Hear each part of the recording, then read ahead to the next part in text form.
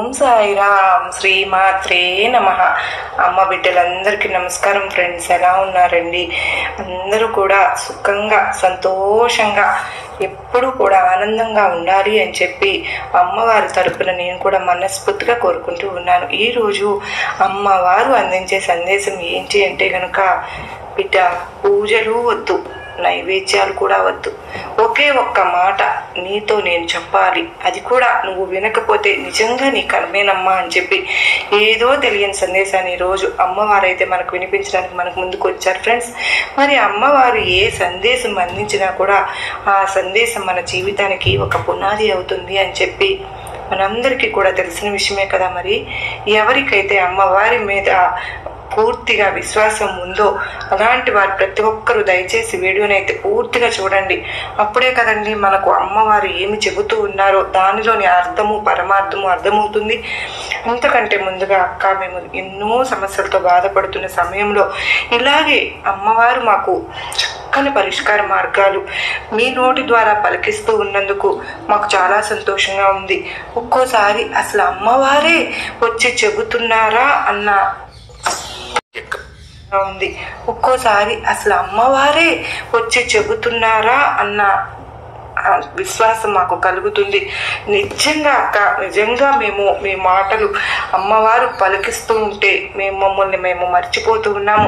నిజంగా అమ్మవారి ఆశీస్సులతో మేము చాలా హ్యాపీగా ఉన్నాము అని ఎంతో మంది చెప్తున్నారు ఫ్రెండ్స్. మీ హ్యాపీనెస్ని నాతో ప్రతి ఒక్కళ్ళు షేర్ చేసుకోండి. అలాగే మీకు ఏదైనా సమస్యలు ఉన్నా కూడా కామెంట్ సెక్షన్లో షేర్ చేయండి. నేను అమ్మవారి గుడికి వెళ్ళినప్పుడు మీ సమస్యలు ఏవైతే ఉన్నాయో అమ్మవారి ముందు ఖచ్చితంగా ప్రేయర్స్ అయితే పెడతాను ఫ్రెండ్స్. ఇంకా అమ్మవారు మన కోసంగా ఎప్పుడు కూడా మంచి మంచి సందేశాలతో వస్తూ ఉంటారు. తప్పకుండా మీ ఫ్రెండ్స్ అందరికీ కూడా షేర్ చేయండి. తప్పకుండా వారి జీవితంలో కూడా 100కు 1000% మంచి జరుగుతుంది అన్న నమ్మకంతో కనెక్ట్ అవ్వండి. ఇక అమ్మవారి యొక్క సందేశం విషయానికి వస్తే, తల్లి, ఎన్నెన్నో ఖర్చులు పెట్టి నువ్వు నాకు పూజలు చేయాల్సిన పని లేదు. నువ్వు కష్టపడి నీ శ్రమనంతా నీ ఓపికనంతా కూడా వృధా చేసేసుకుని నా కోసం నువ్వు నైవేద్యాలు కూడా చేయాల్సిన అవసరం లేదమ్మా. బిడ్డ, జీవితంలో ప్రతి మనిషికి కూడా ఎన్నో ఆశలు ఉంటాయి, ఎన్నో కోరికలు ఉంటాయి. ఆ ఆశలు కోరికలు నెరవేర్చుకోవడం కోసమే ప్రతి మనిషి కూడా ఎంతో కష్టపడి పనిచేసుకుంటారు, ఎంతో కష్టపడి 1 రూపాయిని సంపాదించుకుంటారు. ప్రతి మనిషి కళ తన యొక్క జీవితంలో ఒక ఆశయాన్ని పెట్టుకుని ఆ ఆశయం అనేది నెరవేర్చుకోవాలి, తన కుటుంబం బాగుండాలి, తన బిడ్డల భవిష్యత్తు బాగుండాలి, మేము పడిన కష్టాలు మా భవిష్యత్తులో పిల్లలు పడకూడదు అని చెప్పి కోరుకుంటూ ఉంటారు. అయితే తల్లి, మొదట భవిష్యత్తు గురించి మాట్లాడుకునేటప్పుడు, బిడ్డల గురించి మాట్లాడుకునేటప్పుడు నువ్వు నీ గురించి ఆలోచించుకుని, నీ గురించిన శ్రద్ధ నువ్వు తీసుకుని, నీ గురించి నువ్వు మార్పు అనేది తెచ్చుకుని అసలు నీ జీవితంలో ఏమి జరుగుతుంది, ఏం తప్పు చేయడం వల్ల కష్టాలు నష్టాలు వస్తూ ఉన్నాయి, ఏ తప్పులు నువ్వు చేయకుండా ఏ మార్గాన నువ్వు నడిస్తే కనుక నీ యొక్క కష్టాలు బాధలు సమస్యలు అన్నీ కూడా దూరమైపోతాయి. ఇలా ప్రతిదీ కూడా నువ్వు తెలుసుకోవాలి అని అనుకుంటే నువ్వు నేను చెప్పే మాటను పూర్తిగా ఆలకించు బిడ్డ. ఏ తల్లి అయినా సరే కానీ తండ్రి అయినా తన బిడ్డ సంతోషంగా ఉండాలి అని మాత్రమే కదా కోరుకుంటారు. అదేవిధంగా నీ దుర్గమ్మను నేను కూడా నా బిడ్డ సంతోషంగా ఉండాలి, నా బిడ్డ ఆనందంగా ఉండాలి అని మాత్రమే కోరుకుంటూ ఉన్నాను. తల్లి, నువ్వు ప్రతిరోజు కూడా నా దగ్గరకు వచ్చి నా పాదాల మీద మొరపెట్టుకుంటూ ఉన్నావు. నీ కన్నీటిని నా పాదాల మీద కారుస్తూ నీ యొక్క కన్నీటితో నా యొక్క పాదాలను కడుగుతూ నన్ను అడుగుతూ ఉన్నావు. అమ్మా, కష్టాలు పడలేకపోతున్నానమ్మా, సమస్యలను దూరం చేయమ్మా, ఆనందంగా ఉండాలని ఆశగా ఉందమ్మా, కోరికలను నెరవేర్చమ్మా, కష్టాల కోసమే నన్ను పుట్టించావా, బాధల కోసమే నన్ను బ్రతికిస్తున్నావా, తట్టుకోలేకపోతున్నాను తల్లి, బాధలను భరించలేకపోతున్నాను అమ్మా, జీవితంలో ఇక ఎప్పుడు కూడా నాకు కష్టం నుంచి నష్టం నుంచి బయటపడే మార్గం ఎప్పుడు వస్తుంది దుర్గమ్మ తల్లి అని చెప్పి 1000 కళ్ళతో ఎదురు చూస్తూ ఉన్నాను దుర్గమ్మ అని చెప్పి కన్నీటితో పాదాలను కడుగుతూ అడుగుతూ ఉన్నావు కదా బిడ్డ. అయితే ఇప్పుడు నీతో ఒక మాట చెప్తాను, జాగ్రత్తగా వింటావు కదూ తల్లి.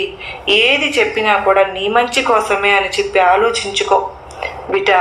ప్రతి మాటకి కూడా నువ్వు విలువనివ్వాలి. నేను చెప్పే మాటకు నువ్వు కనుక విలువను ఇస్తే నీ జీవితంలో నువ్వు దాన్ని అలవరుచుకుని దాన్ని కనుక నువ్వు పాటించగలిగితే ఇదే నీ జీవితానికి పునాది అవుతుంది. ఈ పునాది బాటన కనుక నువ్వు నడిచినట్లయితే తప్పకుండా నువ్వు జీవితంలో అనుకున్న లక్ష్యాన్ని సాధిస్తావు తల్లి. నువ్వు ఒప్పుకున్నా ఒప్పుకోకపోయినా కూడా ప్రతి పురుషుడు కూడా స్త్రీ కంటే చాలా జ్ఞానం తక్కువగా ఉంటారు. స్త్రీ కంటే చాలా తెలివితేటలు తక్కువగానే ఉంటాయి. స్త్రీ కంటే చాలా శక్తి కూడా తక్కువగానే ఉంటుంది. అంతటి పరమేశ్వరుడే పార్వతీదేవి చెప్పిన మాట వింటాడు. అంతటి మహా కృష్ణ భగవానుడే రాధగా ఏది చెబితే అదే వింటాడు. రుక్మిణి ఏది పలికితే దాన్నే శిరసా వహిస్తారు. అదేవిధంగా ఈ యొక్క సృష్టిని మొత్తాన్ని కూడా నడిపిస్తున్నది స్త్రీ శక్తే. దుర్గమ్మ తల్లికి ఎంత శక్తి ఉంటే ఆ మహిషాసుర మర్దిని సంహరించింది అని చెప్పి ఒక్కసారి నువ్వు ఆలోచించావా? ఆ రాక్షసుని మహిషాసుర మర్దిని అవతారంలో ఎంత తీవ్రంగా ఖండించిందో, ఎంత తీవ్రంగా ఆ యొక్క అంటే ఆ చంపడం అనేది జరిగిందో నీకు పూర్తిగా తెలుసు కదూ బిడా. అదే విధంగా నువ్వు లలితా సహస్రనామాన్ని విన్నా కానీ, లలితా సహస్రనామాలను పారాయణం చేసినా గాని, లలితా సహస్రనామాన్ని నువ్వు చదివినా గాని నీ జీవితంలో నీకు ప్రసాదాలు అంటే నీ నైవేద్యాలు కానీ పూజలు కానీ ఏవి కూడా అవసరం లేదు. లేదా నువ్వు ఒక్కొక్కటిగా మొదటిగా నువ్వు చదువుకునేటప్పుడు కొన్ని తప్పులు వస్తూ ఉంటాయి. మొదటిగా నువ్వు చదువుకునేటప్పుడు కొన్ని తప్పులు వస్తూ ఉంటాయి. ఎందుకంటే పుట్టగానే ఏ బిడ్డ కూడా నడుస్తూ పరిగెత్తడు కదా తల్లి. తన చిన్న చిన్న బుడి అడుగులతోనే, తన తప్పటి అడుగులతోనే నడుస్తూ ఉంటే భూదేవి తల్లి భరిస్తూ ఉంటుంది కదా. పడ్డ ప్రతిసారి అదే విధంగా నువ్వు తెలుసో తెలియకో చిన్న చిన్న తప్పులు చదివినా కూడా ఆ తల్లి పొరపాటున నా బిడ్డ తప్పు చదివాడులే అని చెప్పి క్షమించేస్తుంది.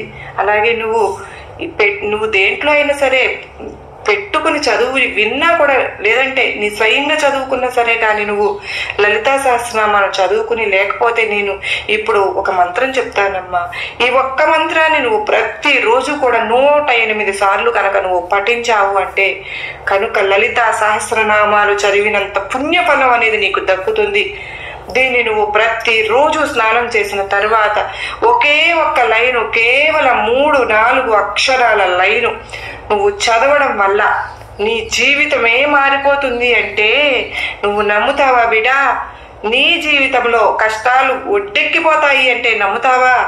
నీ జీవితంలో సుఖాలు అడుగు పెడతాయి అంటే నువ్వు నమ్ముతావా? అయితే ఖచ్చితంగా నమ్మి తీరాలి. ఎందుకో తెలుసా? నీ జీవితంలో కష్టాలు, నష్టాలు, బాధలు, దుఃఖాలు అన్నీ కూడా పూర్తిగా వెళ్ళిపోయి నీ జీవితంలో సంతోషాలు అడుగు పెడతాయి బిడా. అయితే ఆ మంత్రాన్ని చెప్తాను, జాగ్రత్తగా విను తల్లి. ఈ మంత్రం నువ్వు 11 రోజులు చదివిన తరువాత నీ జీవితంలో అద్భుతాలు అనేవి చోటు చేసుకుంటాయి తల్లి. నిజం చెప్తున్నానమ్మా. ఈ యొక్క మంత్రం 108 రోజులు పూర్తయిన తర్వాత నీ జీవితంలో నిన్ను పట్టి పీడిస్తున్న దరిద్రాలన్నీ కూడా పూర్తిగా వెళ్ళిపోతాయి తల్లి. నీ తల్లిగా నా మీద నీకు నమ్మకం గనక ఉంటే ఏ పూజలు వద్దు, చక్కగా స్నానం చేసిన తర్వాత ఒక చోట కూర్చుని ఈ మంత్రం చక్కగా 108 సార్లు చదువుకో. ఆ మంత్రం చెప్తాను, జాగ్రత్తగా విను. ఓం ఐం హ్రీం శ్రీం శ్రీమాత్రే నమః. మళ్ళీ చెప్పనా? ఓం ఐం హ్రీం శ్రీం శ్రీమాత్రే నమః. ఓం ఐం హ్రీం శ్రీం శ్రీమాత్రే నమః. బిడ్డా 3 సార్లు చెప్పాను. ఇప్పుడు ఈ మంత్రాన్ని నువ్వు ప్రతిరోజు గనక 108 సార్లు కనుక చదువుకున్నావా, కష్టాలు, బాధలు, నష్టాలు, దుఃఖాలు అన్నీ కూడా నీ జీవితం నుంచి మళ్ళీ ఉన్న నెగిటివ్ ఎనర్జీ అంతా కూడా వెళ్ళిపోయి నీ జీవితం అంతా కూడా సంతోషమయమైపోతుంది, ఆనందమయమైపోతుంది. నువ్వు పట్టిందల్లా కూడా బంగారం అయిపోతుందమ్మా. నీ జీవితంలో కష్టాలకి చోటు అనేది లేకుండా పోతుంది తల్లి. సుఖాలు నీ జీవితంలోకి సంతోషంగా అడుగు పెడతాయి. గ్రహ దోషాలు, జాతక దోషాలు, కర్మ ఫల దోషాలు అన్నీ కూడా వెళ్ళిపోతాయి. ఒక్కసారి నా మాట విని ప్రయత్నించి చూడు తల్లి అని చెప్పి ఈ రోజైతే దుర్గమ్మ తల్లి మనకు చాలా చక్కటి సందేశాన్ని అందించారు కదా ఫ్రెండ్స్. మరి ఈ సందేశంలో ఎంతో గొప్ప అంతర్యం ఉంది కదా. మరి మీ అందరికీ కూడా నచ్చింది కదా, అర్థమైంది కదా అని చెప్పి నేను అనుకుంటూ ఉన్నానండి. నచ్చింది, అర్థమైంది అని చెప్పి అనిపిస్తే ఈ వీడియోకి ఒక చిన్న లైక్ ఇవ్వడం మాత్రం మర్చిపోవద్దు ఫ్రెండ్స్. మీరు ఇచ్చే ఈ లైక్ వల్ల ఈ వీడియో అనేది మరింత రీచ్ అవుతుంది. చూసిన ప్రతి ఒక్కరూ కూడా దయచేసి లైక్ ఇవ్వండి. మొదటిసారి మన అమ్మ సన్నిధి ఛానల్లోకి వచ్చినట్లయితే మన ఛానల్ని సబ్స్క్రైబ్ చేసుకుని సపోర్ట్ చేయండి. మరలా మరో చక్కని అమ్మవారి సందేశంతో మరలా మీ ముందుంటాను. అంతవరకు అమ్మవారి ఆశీస్సులు మనందరిపైన, మన కుటుంబ సభ్యులందరిపైన ఉండాలి అని మనస్ఫూర్తిగా ఆ తల్లిని వేడుకుంటూ మనందరికీ కూడా అష్టైశ్వర్య ఆయురారోగ్యాలను ప్రసాదించాలని ఆ దుర్గమ్మ తల్లి తరపున మీ అందరినీ కూడా బాబావారి అమ్మవారి ఆశీస్సులు మనందరిపైన ఉండాలి అని చెప్పి రేపటి శుక్రవారం రోజున మన జీవితంలో అత్యద్భుతం జరిపించాలి అని చెప్పి నేను మనస్ఫూర్తిగా కోరుకుంటూ సర్వే జనా సుఖినో భవంతు, లోకా సమస్తా సుఖినో భవంతు.